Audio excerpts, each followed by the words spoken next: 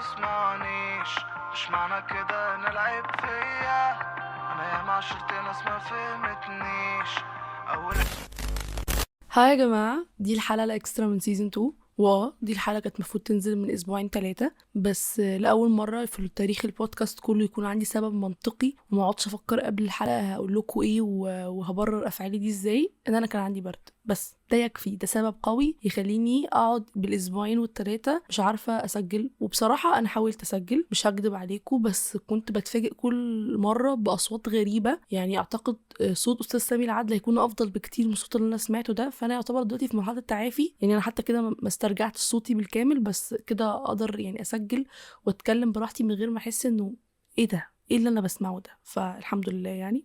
المهم إنه على مدار الأسبوعين دول بعد كل مرة ما كنت بحاول أسجل فيها وبفشل، كنت بقعد أفتح الكومنتس بتاعتكم وأشوف كتبتوا إيه أو بتعملوا إيه. وبصراحة أنا يعني كلمة ممتنة دي قليلة قوي على اللي أنا شوفته وعلى الكومنتس كلها وعلى المسجز لما قلت إن في حلقة إكسترا. فاللي هو اتبسطت قوي إنه في ناس حابة هذا الكونتنت ومستنياه يكمل. فأنا مش هطول عليكم سيزن 3 إن شاء الله، يعني في أسرع وقت. أنا عارفة إنك تعيشوا من غير صوتي لمدة أسبوع أو أسبوعين صعبة إزاي، وأكيد أنتوا جربتوا الإحساس ده الأسبوعين اللي فاتوا. فحتى نلتقي في الموسم الثالث أنتوا ممكن تسمعوا الحلقات القديمة لو أنتوا ما سمعتوهاش. ولو عملتوا كل ده ممكن بقى تشوفوا بودكاست مجاور ليا. أكيد مش هيكون نفس الطاقة بتاعتي والإيجابية الخطيرة اللي أنا بوزعها عليكم في الحلقات، بس ستيل جميل وعظيم. هو البودكاست الأعظم على الإطلاق، حكاية يوم الثلاث، للبودكاست الأعظم على الإطلاق برضو سلمى. فيعني ده إيه، سلوا نفسكم هناك لغاية ما أرجع لكم الموسم الثالث بإذن الله. فأنا محتاجة برضو أقول حاجة عشان في ناس كتير ممكن ما كانتش عارفاه لو بتسمعني مؤخرا. أنا يعني لو هتكلم عن الامتنان بجد، فأنا حابة إن أنا أعمل حلقة كاملة أمتن فيها إن كمية ناس مش طبيعية، بس من أولهم اللي هنمنشن يعني اسمهم في الحلقة دي وهو أختي. لأنه أنا فاكرة أول مرة قررت أعمل بودكاست ده وهو يعني مشهد عبثي عامة، بس هحكيه لكم. أنا صحيت من النوم، انا فاكره كنت مطبقه ولا ما اعرفش، بس صحيت بالليل قومت اختي من النوم وقلت لها انا هعمل بودكاست. طب فين، مين، على ايه؟ هي ما سالتش، قالت لي ماشي تمام ربنا معاكي وحلو الفكره جدا، وكملت نوم. مش عارفه هل هي كانت بتكبر خاطري عشان تكمل نوم ولا هي كانت مؤمنه وخلاص بافكاري، بس في الحالتين انا ممتنه. لان هي بعد ما صحيت تاني يوم اشتغلت لي في الايدنتيتي بتاعت اللوجو وكل الكلام ده، والارت ورك بتاع سيزون 1 كله هي اللي كانت بتعمله. فالارت ورك بتاع سيزون 2 انا اللي بعمله، بس ستيل الفكره اللي بنينا عليها الارت ورك او اللوجو هي اللي عاملاها كلها، واللوجو ستيل هي اللي عاملاه. ومن غير مقابل، هو كوبايه شاي بلبن، بس ستيل ده مش مقابل يعني. بس انا ممتنه لفكره ان في حد بيؤمن بشخص من غير ما يقدم له اي دليل او برهان ان هو هيقدر يعمل الحاجه دي. يعني لو انا قلت لها هروح انط في النيل تقول لي جو يلا ربنا يكون في عونك. يعني هي ما اعرفش بقى يعني بتسيرني وخلاص ولا هي بتشجعني، بس في الحالتين ايا كان نيتها انا ممنونه ليها عامه. وممتنه برضو لصحابي اللي كانوا بيسمعوا سيزون 1 من غير اي دليل ان ده ممكن يكمل، من غير شغف، من غير اي حاجه. هو ممكن اصلا انا متاكده ان في بعض الاصدقاء منهم كانوا بيدخلوا يعملوا لايكس وكومنتس وبيروحوا، يعني هم حتى مش عارفين هم عملوا لايكس وكومنتس على ايه. يعني هم يعني مسلمين لي امرهم لدرجه ان ممكن يعملوا لايكس وكومنتس على حاجه توديهم في 60 داهيه على المدى البعيد او القريب، بس مش مشكله، هم كانوا مؤمنين بذلك الشيء. في حد يقول لي طب لا، هو المفروض اللي بيحبك يسمعك مش لازم، بس كونوا على الاقل سلم لك امره وامن بالحاجه بتاعتك من غير ما يشوفها. فده جزء من الحب، فده جزء من امتناني الكبير للاصحاب والاصدقاء والاحباء اللي سمعوا البودكاست في بداياته وستيل بيسمعوا لغايه دلوقتي، لان احنا ما وصلتش للشهره العالميه برضو يعني. فاول ما يبقى عندي مايك بفر واقدر اقول الشهره العالميه واقدر بقى انسى اسماء اصدقائي وما ردش عليهم، وانا ما ردش عليهم بس ماشي، ممكن ما ردش عليهم اكتر بقى اقول لهم لا سوري ما عندي مع التصوير مش هقدر، كل الكلام اللي يعني بتاع الناس المشهوره ده. بس الحمد لله حتى ما وصلتلوش. فاصل اعلاني ورجعت لكم تاني عشان بس في سواق جميل توك توك يعني قرر يركن تحت الشباك عندي ويشغل البلاي ليست بتاعته، فاستنيته لغايه ما يخلص عشان اعرف ارجع اسجل لكم. المهم برضو بذكر الامتنان، انا في الحلقه الرابعه اعتقد في سيزون 2 حكيت لكم عن ورك شوب اخدتها، وان انا لسه مش عارفه هل فلوسي او فلوس ابويا وامي حلال ولا حرام. فالحمد لله اكتشفت ان فلوس ابويا وامي حلال، عشان وانا بكلمكم الحلقه الاكسترا دي حسيت انه من خلال اخر 5 حلقات او 6 حلقات في حاجات كتير فرقت. ومش بس انا حسيت كده، يعني جالي كومنتس كتير منكم انه حسيت ان الصوت فرق شويه. وانا كده كده صوتي نفسه ما فرقش، هو حلو زي ما هو، بس قصدي يعني ككواليتي وكده. تاني حاجه الى حد ما الاستمراريه، انا عارفه ان انا كدابه مش مستمره قوي، بس اكيد احسن من اللي فات. واخر حاجه ان انا موجوده على كل المنصات الصوتيه، فدي حاجه مش هتخلي عند حد مبرر يعني يقول ان انا مش عارفه اسمعك اصل انت ما اعرفش بتعملي ايه او كده.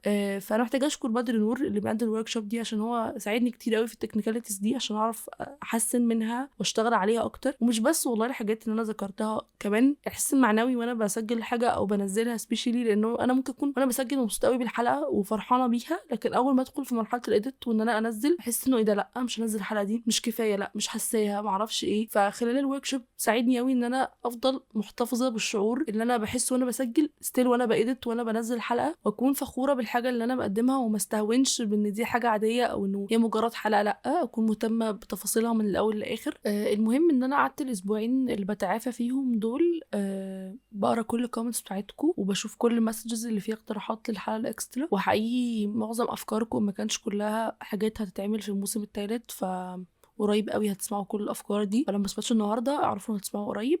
المهم انه فكرت ده انا عايزه اعمل الحلقه دي تكون سبيشال قوي، لانه اصلا الحلقه وجودها سبيشال. انا عملت الحلقه دي عشان اكتشفت انه في كام مسجز جميله قوي على اخر حلقتين جم في الموسم الثاني، وعن انه ايه ده احنا اول مره نسمع البودكاست ده، وانه في ناس عندها لسه طاقه او حماس ان هم يسمعوا صوتي ده. فعملت حلقه كامتنان ليا لكل المشاعر الحلوه دي. فستيل انا حابه الحلقه دي تكون سبيشال وتكون مميزه زي ما انا امتناني ليكوا يعني مش قليل. فحسيت ان ده احسن وقت ممكن اكلمكم ليه انا اخترت البودكاست ده او ليه انا بحب البودكاست ده عامه. كده كده انتوا لو بتسمعوا سيزون 1 هتبقوا عارفين انه الانترو المكرره في كل الحلقات اللي كنت بكلمكم على ليه انا اصلا سميت البودكاست ده عشان محدش مهتم، وهو ان انا عندي مواضيع كتير قوي ببقى مهتمه ان انا اتكلم عنها، مواضيع بقى مضايقاني بحبها مستفزاني لدرجه عايزه اتكلم عليها دلوقتي، ايا كان في اي مجال في العالم المهم عايزه اتكلم عليها. وبطبيعه الحال كان المعظم اللي حواليا مش مهتمين بنفس المواضيع دي او مش مهتمين بشكل عام ان هم يتكلموا في المواضيع دي، فعملت بودكاست كامل يخدم فكره ان انا اتكلم عن مواضيع انا شايفاها مهمه، بس لسوء الحظ ان اللي حواليا مش شايفينها مهمه، فسميتها عشان محدش مهتم، وبعديها بقول كل اللي انا مهتمه بيه عامه.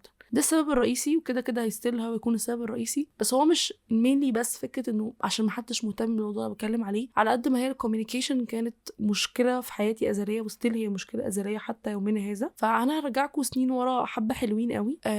وانا في المدرسه كنت طفله عاديه جدا، يعني مش بنت بقى نرد قوي للدرجه ولا فاشله قوي، ودي اعتقد حاجه تكونوا عارفينها وسمعتوا حلقات عادي جدا. بس هي الفكره انه كانت مشكلتي الوحيده في الكوميونيكيشن. انا اجتماعي جدا عامه، يعني بتكلم طوب الارض، مش شخص بيخاف من البشر او بيخاف يتكلم، على قد ما بيخاف هو هيقول ايه. وهي دي كانت مشكلتي، انا ما كنتش خايفه ان انا اتعرف على ناس جديده، بالعكس انا ببقى حابه اصلا لما اروح مكان ان انا اتعرف على الناس واتكلم معاهم، بس كان ازاي اتكلم معاهم وازاي اعرفهم على نفسي وازاي اقدم لهم نفسي، دي هي كانت بتكون ازمتي الكبرى يعني.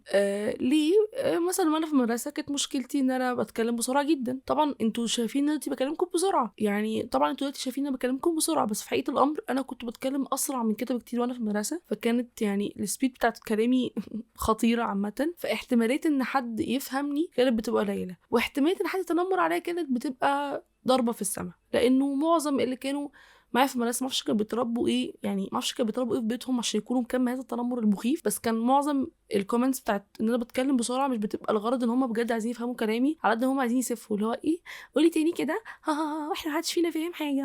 طب يا جماعه كان يعني لو كان دمكم خفيف شويه كنت ممكن اضحك وممكن ما كنتش متضايقه تنمرتوا عليه، بس المشكله انتوا دمكم تقيل، يعني مش مشكله تنمرتوا، لا المشكله انتوا دمكم تقيل قوي، يعني اشتغلوا شويه على خفه الدم، يعني خفه الدم يعني مش كده يعني. مش عارفه بقى في كورسز بتحسن الموضوع ده ولا دي حاجه رباني، بس المهم ان انتوا ما تحاولوش تعملوا كده غير اما تكونوا يعني اشتغلتوا على نفسكم شويه. فدي كانت نقطه مثلا ان انا سرعه الكلام، فدي كانت اكبر مشاكلي مثلا وانا في المدرسه، ان انا بقيت اخاف اتكلم عشان بس ما سمعتش الكومنتات السخيفه بتاعت ما حدش فاهم حاجه على فكره.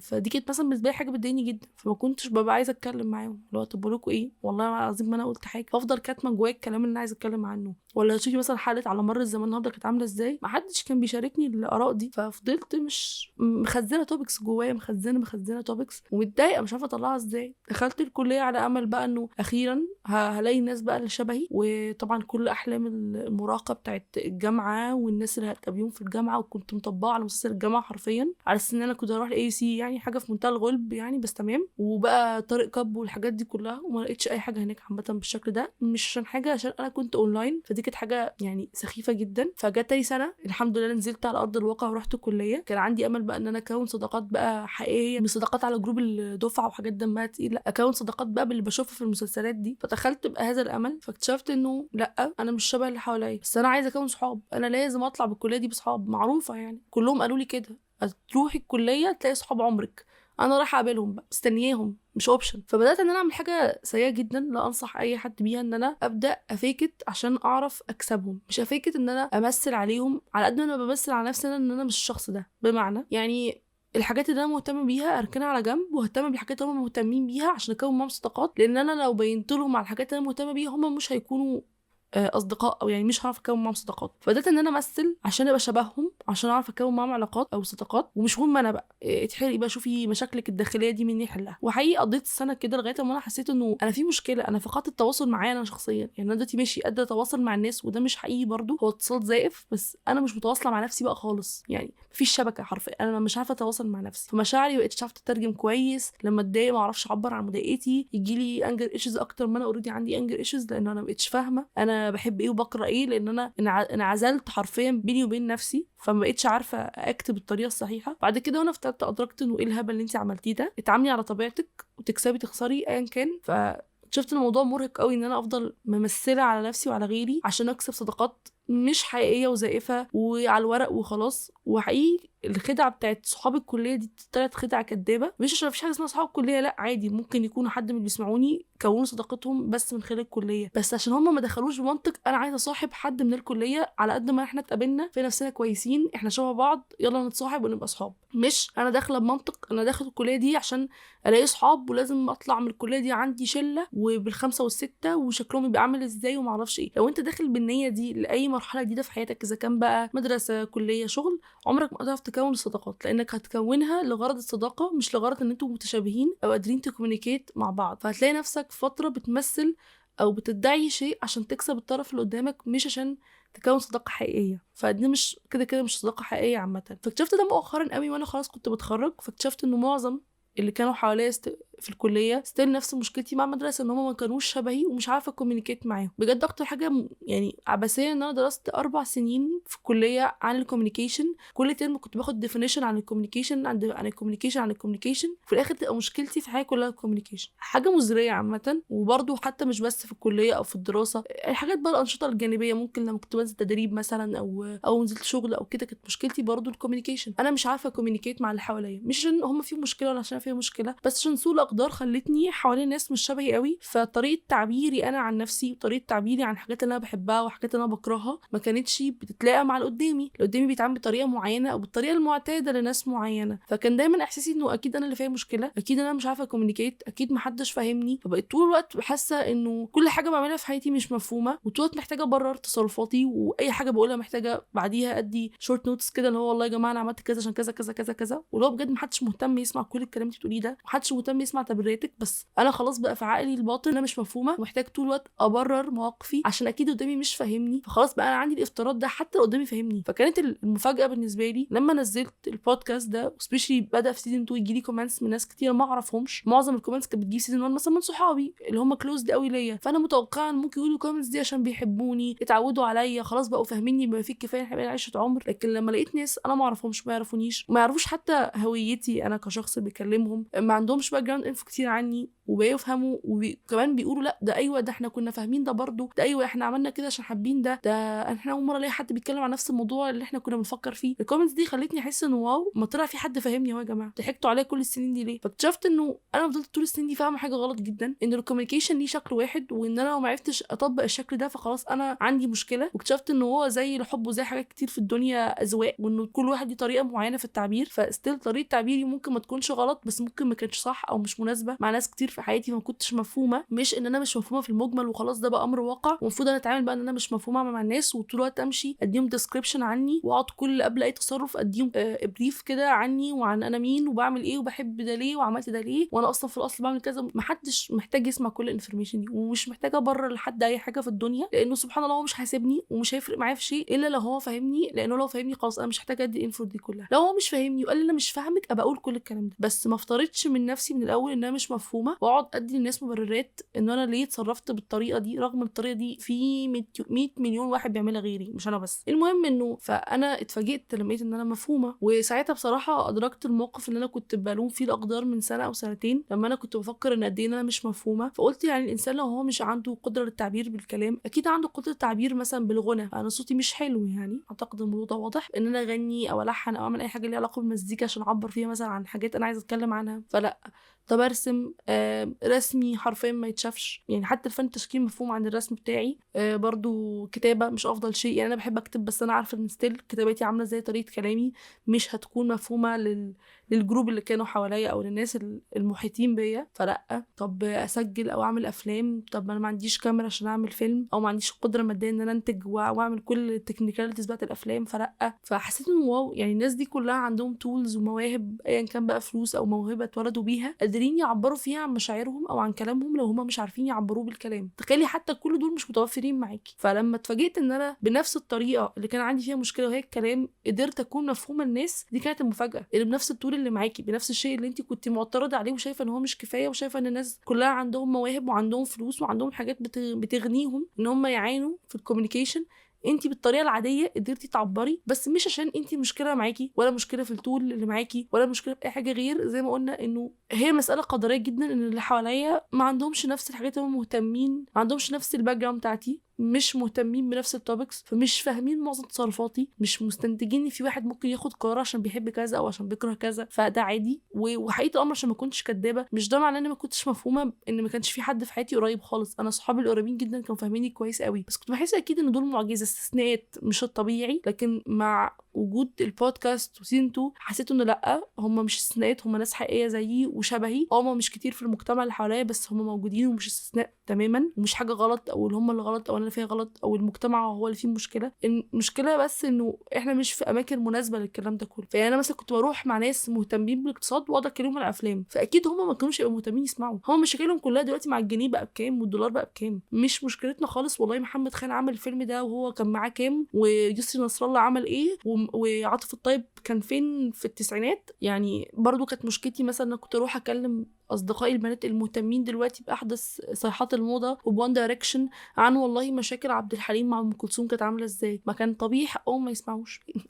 انت مين؟ انا ما كنتش بختار الشخص الصحيح ان هو يسمعني. فحسيت انه كانت المشكله فيا مش قوي، برضو مش هغلط نفسي بما فيه الكفايه، بس كانت المشكله ان انا اخترت الناس اللي يسمعوني مش كويس. طب تعالي نفترض انه انا دلوقتي حظي انه العالم كل اللي حواليا مش فاهميني، هل ده عادي؟ لا مش عادي، بس ده القدر، ما عندناش الحق قوي الاعتراض على القدر يعني، الا لو احنا مش مؤمنين، دي مشكله تانية ممكن نروح نحلها بعيد عني. بس انا قصدي انه يعني انا عارفه الموضوع قاسي، وانا عشت سنين مش سنه ولا سنتين فحس ان انا مش قادره كوميونيكيت مع اللي حواليا ومش مفهومه، وحاسه ان طول الوقت مهما عملت ان انا اوضح مشاعري او اوضح حاجات انا مش مفهومه. يعني مهما بينت ان انا متضايقه الناس مش فاهمه ان انا متضايقه، فمحتاجه اروح اقول لهم في ودنهم يا جماعه انا متضايقه. والموضوع ده مش سهل على اي حد، يعني الكلام سهل عامه احنا نقول احنا ممكن نعبر عن مشاكلنا يا جماعه لما تتضايقوا قولوا، هو الكلام ده لذيذ قوي، بس في الموقف نفسه لما بتكون متضايق مش تبقى قادر، عندك القدره الكافيه انك تقول انا متضايق، بس ممكن تعبر بطرق تانية ان انت متضايق. فتخيل الطرق التانية دي مش مفهومه، خلاص انت المره الجايه هتقول لهم في وشهم انا متضايق، المره الجايه هتقول لهم يا جماعه انا عايز اتنشن،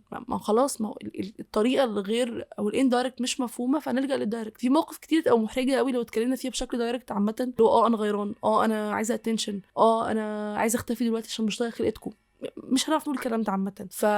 فدي كانت حاجه بعانيها لسنين، ان انا مش عارفه كوميونيكيت، وعلى اساسها برضو فتره انا ما قدرتش اكوميونيكيت مع مشاعري ومش عندي قدره ان انا اعبر عن مشاعري. في الفتره دي لجأت لحاجات زي ما قلت لكم هي زي الافلام الكتب عشان اكوميونيكيت معاها. هي انا عارفه ان انا دي جمله مجنونه عامه الواحد يكوميونيكيت مع جماد، وما كنتش عارفه اكوميونيكيت المشاعر دي مع اللي حواليا. فاصل اعلاني ورجعت لكم تاني عشان بس كان في عمو جميل قوي بيبيع انابيب في شارع كل غاز طبيعي بيفكرني بيا عامه لما كنت بروح اكوميونيكيت مع ناس مش شبهي. المهم يعني ان انا كنت بقول لكم انه الحاجه اللي كانت شويه بتهون عليا الفتره اللي انا ما كنتش عارفه كوميونيكيت فيها قوي مع اللي حواليا او حاسه ان انا مش مفهومه، ان انا كنت اروح اجيب حاجات تانية ملهاش علاقه باشخاص قوي زي روايات او كتب او افلام اتكلمت عن حاجات مشابهه لمشاعري عشان احس ان انا مش لوحدي، بمعنى يعني انا كنت فتره مثلا بحس فكره البيرن اوت، كان عندي احساس ان ده انا بس، انا الوحيده اللي منهاره في العالم، وانا الوحيده اللي دماغي هتفرقع دلوقتي، وان كل الناس عايشه في سعاده في الانستجرام، وكلهم بيسافروا وبيتجوزوا وبيخطبوا ويسهروا ويروحوا وييجوا. بس في حقيقه الامر كنت بشوف افلام اوريدي، سبيشال الافلام الوثائقيه اللي كانت بتتكلم عن شخصيات حقيقيه او حاجات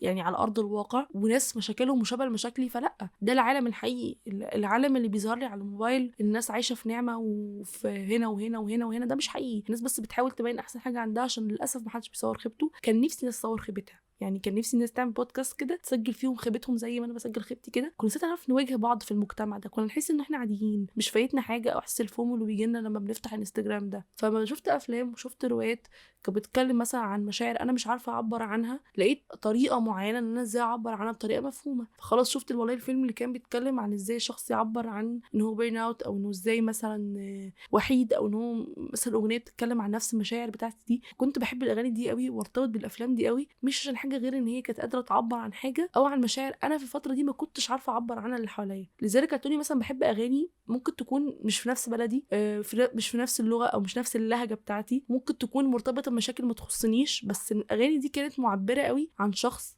وبيكومينيكيت عن طريق وبيعبر عن حاجات ممكن ما يكونش برضه هو عارف يعبر عنها في ارض الواقع، فعبر عنها عن الاغاني. الحل في الحاجه دي ان لما نحس بمشاعر احنا مش مفهومين، اول حاجه بس نفهم نفسنا انه المشكله مش فينا، او ان احنا ما عندناش مشكله، او انه والله احنا مش بنعرف نتكلم، انما بس الشخص اللي قدامنا او اللي حوالينا مش انسب حاجه ان احنا نكومينيكيت معاهم مشاعرنا دي. فدي اول حاجه. ولا برضه المشكله فيهم عشان بس الناس اللي بتحب تعلق الشماعات وجو الضحيه ده، لا مش معانا. وتاني حاجه ان احنا ندور على كومفورت زون لينا يدينا الباور او الاحساس ان احنا مفهومين بما فيه الكفايه، اذا كان افلام او اغاني او ايا كان الحاجه اللي انتوا بتحسوا فيها ان انتوا مفهومين، لغايه لما تلاقوا الشخص المناسب تقدروا تكومينيكيت معاه. وانا عارفه ان هي فتره مش سهله واحساس مش سهل، واي حد يقول لك ان دي ايه يعني مشكله متبقاش مفهوم. طالما بتاكل بانيه كل اسبوع فالحياه حلوه. حتى والله لو باكل بانيه كل اسبوع رغم ان يعني اجواء اقتصاديه ده الموضوع بقى صعب، بس ستيل مشاعر انك مش مفهوم دي وحشه جدا، اكتر من مشاعر انك مش محبوب، اكتر من مشاعر انت مش ناجح، اكتر من مشاعر انت وحيد. او لا، وحيد والله هي بس يعني احساس انك مش مفهوم عامه دي حاجه وحشه جدا. ودي كانت الحلقه السبيشال. انا عارفه انا ما طولتش فيها. انا مش كاريزماتيك عامه عشان بردش على الكومنتس خالص، انا ما بعرفش ارد على الكلام الحلو. يعني انتوا شتمتوني في الكومنتس صدقوني برد عليكم وبسمعكم على وطاب، لكن لو قلتوا لي كلام حلو هيبقى ردي لايك، عشان ده اقل او ده اكتر حاجه انا ممكن اعبر عنها من غير ما اودي نفسي في 60 داهيه. من مكاني هذا اعبر عن كل حبي والامتنان لاي حد كتب كومنت، حتى لو دخل يتخانق معايا، رغم ان دي ما حصلتش غير مره يعني، بس الحمد لله طول ما انتوا بتسمعوني لغايه دلوقتي فانتوا ناس محترمه ومتربيه، واكيد انتوا عملتوا فولو او سبسكرايب اذا كان بتسمعوني بقى من اي منصه صوتيه. ومفروض تروحوا تعملوا فولو برضه على الانستجرام عشان لو في حاجه هناك بسال عليها تردوا عليا. ودي